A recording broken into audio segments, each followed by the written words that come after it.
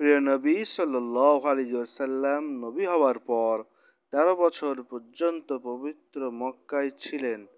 সেখানে একাধারে দ্বীনের কাজ করতেন এবং সব ধরনের দুঃখ কষ্ট সহ্য করতেন। ওই সময়কে মক্কি জীবনী বলা হয়। এরপর হুজুর সাল্লাল্লাহু আলাইহি ওয়াসাল্লাম মদিনায় হিজরত করলেন এবং 10 বছর মদিনায় থাকলেন। ওই সময়কে মাদানী জীবনী বলা হয়। মক্কি জীবনী এর আগের ভিডিওতে আমরা মক্কির জীবনী বিষয়ে শুনেছি। এবারে এই ভিডিওতে আমরা মাদানী মদিনার জীবনের অবস্থা কেমন সেটা শুনব।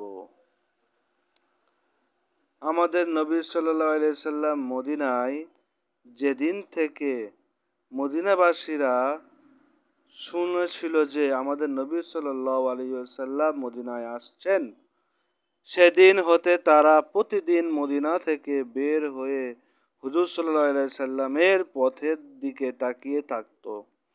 তারা অত্যন্ত আনন্দিত হয়েছিল। শিশুরা খুশিতে আত্মহারা হয়ে মদিনার অলিতে গলিতে গিয়ে বেড়াচ্ছিল যে আমাদের নবীজি আসছেন, আমাদের নবীজি আসছেন, এই বলে তারা গেয়ে গেয়ে বেড়াচ্ছিল। ছোট ছোট মেয়েরা নিজ নিজ বাড়ির ছাদের উপরে হুজুর সাল্লাল্লাহু আলাইহি ওয়াসাল্লামের আগমনের খুশিতে কবিতা গাইছিল।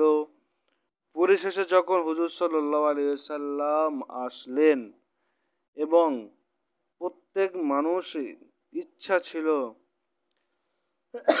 এবং যখন হুজুর পাক সাল্লাল্লাহু আলাইহি সাল্লাম আসলেন, দুই পাশে সবাই দাঁড়িয়ে হুজুর সাল্লাল্লাহু আলাইহি সাল্লামকে ওয়েলকাম জানালেন, অভিনন্দন জানালেন এবং প্রত্যেকের আশা ছিল যে হুজুর সাল্লাল্লাহু আলাইহি সাল্লাম আমার বাড়ির মেহমান হোক।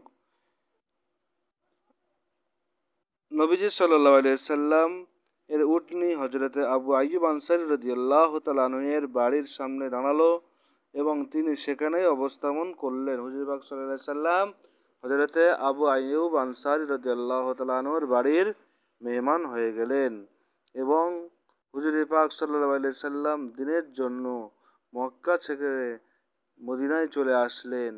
মক্কায় কত কষ্ট, কত দিনের জন্য আল্লাহ রসুল আমাদের কাছে দিন পৌঁছানোর জন্য আমাদেরকে মুসলমান এবং আমাদের কাছে দিনের দাওয়াত পৌঁছানোর জন্য আল্লাহ রসুল কতই কষ্ট না করেছেন। আজ আমরা সেই নবীর তরিকা, আজ আমরা সেই নবীর সুন্নতকে ছেড়ে দিচ্ছি।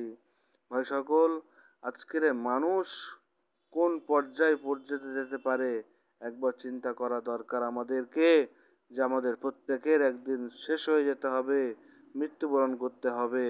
সেজন্য প্রত্যেকেরই বলবো ভিডিওটি ভালো লাগলে লাইক কমেন্ট করবেন এবং ভিডিওটি কেমন লাগলো, ভালো লাগলে ইয়েস এবং না ভালো লাগলে নো করে দেবেন এবং আমার চ্যানেলে যদি নতুন হয়ে থাকেন চ্যানেলটাকে সাবস্ক্রাইব করে দেবেন এবং বেশি বেশি করে ভিডিওটাকে শেয়ার করে প্রত্যেক মুসলমানের কাছে পৌঁছে দেবেন এবং প্রত্যেকে জানুক যে আমাদের নবী সাল্লাল্লাহু আলাইহি সাল্লাম দ্বীনের জন্য নিজের কত কষ্ট সহ্য